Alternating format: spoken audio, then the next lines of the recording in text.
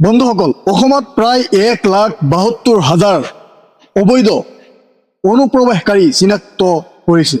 এতিয়া অসমৰ ভৱিষ্যত কোন দিশে গৈ আছে? আমাৰ মনত কিন্তু আজি এক ডাঙৰ প্ৰশ্ন। বন্ধুসকল, আজি আমি এটা অত্যন্ত গুৰুত্বপূৰ্ণ বিষয়ৰ ওপৰত আলোচনা কৰিব বিচাৰোঁ। আপোনালোকে এই ভিডিঅ'টো প্ৰথমৰ পৰা শেষলৈকে চাই থাকিব, নহ'লে কিন্তু একোৱেই বুজিব নোৱাৰিব।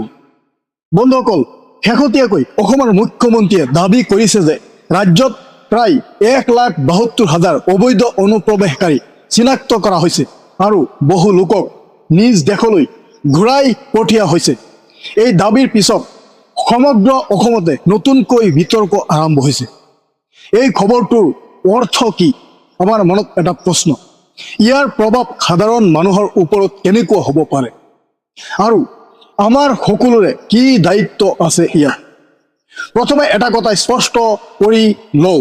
চাওক, ভাৰতৰ আইন অনুসৰি যিজন বিদেশী বৈধ নথি পত্ৰ অবিহনে দেশত থাকে তেওঁক আইনী প্ৰক্ৰিয়াৰ জৰিয়তে চিনাক্ত কৰাৰ ব্যৱস্থা কৰা হয়। কিন্তু আজি দেখা গৈছে কেৱল সন্দেহৰ ভিত্তিত কাকো অবৈধ বুলি ক'ব নোৱাৰি। এই সিদ্ধান্ত ল'ব পাৰে কেৱল আইনী প্ৰক্ৰিয়া আৰু সংশ্লিষ্ট কৰ্তৃপক্ষই। অসমৰ বাবে এই বিষয়টো নতুন নহয়। বন্ধুসকল, ইয়াৰ ইতিহাস বহু দশক ধৰি অনুপ্ৰৱেশ, সীমান্ত সুৰক্ষা আৰু নাগৰিকত্বক লৈ আলোচনা চলি আহিছে। বহু লোকে কয় যে অবৈধ অনুপ্ৰৱেশে জনসংখ্যা, সম্পদ আৰু প্ৰশাসনৰ ওপৰত চাপ সৃষ্টি কৰে। আনহাতে বহুতে কয় প্ৰতিজন ব্যক্তিৰ ক্ষেত্ৰত ন্যায়সংগত আৰু আইনী প্ৰক্ৰিয়া অনুসৰণ কৰাটো অতি প্ৰয়োজন। সেয়েহে এই বিষয়টো কেৱল ৰাজনীতিৰ বিষয় নহয়, এই বিষয়টো আইন, মানৱ অধিকাৰ আৰু ৰাষ্ট্ৰীয় সুৰক্ষাৰ বিষয়। এতিয়া প্ৰশ্ন হৈছে আমাৰ, এতিয়া কি হ'ব? যদি চৰকাৰৰ দাবী অনুসৰি চিনাক্তকৰণ অব্যাহত থাকে তেন্তে সকলো কাম আদালত আৰু আইনী নিয়ম অনুসৰিয়েই আগবাঢ়িব লাগিব।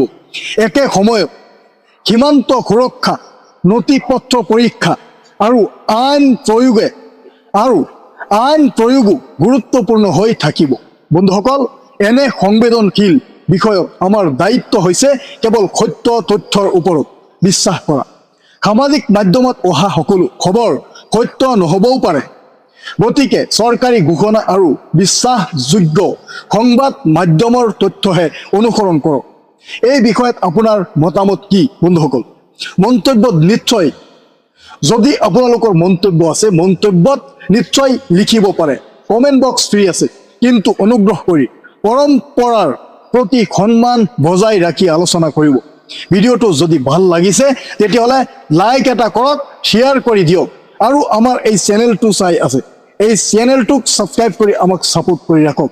বন্ধুসকল, ছাবস্ক্ৰাইব কৰিবলৈ পাহৰি নাযাব কিন্তু। ধন্যবাদ। জয় আই অসম।